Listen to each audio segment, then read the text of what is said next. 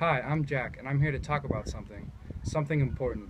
Rhetoric is important, not just in comp, but in real life. People are always trying to convince other people to do something, say something, think something. You absolutely have to know your audience. You wouldn't talk to your teacher the way you talk to your friends or younger siblings. That would probably ruin your grade and your life. And arguments are like snowflakes. No two are exactly the same. And if your argument is exactly the same as someone else's, that's called plagiarism. Maybe don't do that.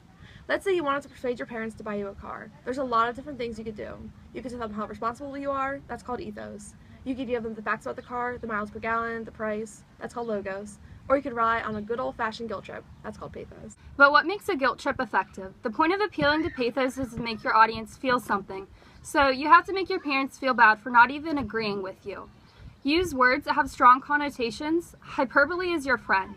Use cause and effect. Tell them if you don't get a car, you'll die of shame from riding the bus.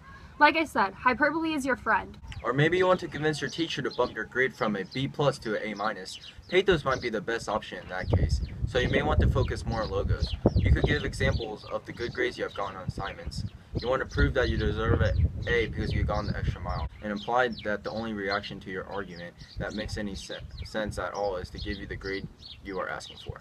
Or consider a job interview. You want to convince your potential boss that you know what you're talking about, so you rely on ethos. See, whether or not you realize it, you use rhetoric in real life. Everyone uses rhetoric. I use rhetoric, you use rhetoric, Beyonce uses rhetoric. Like it or not, rhetoric is everywhere. AP Comp goes outside these classroom walls. The skills you learn in this room not only apply to convincing your parents to buy a car, but college classrooms, job interviews, everywhere.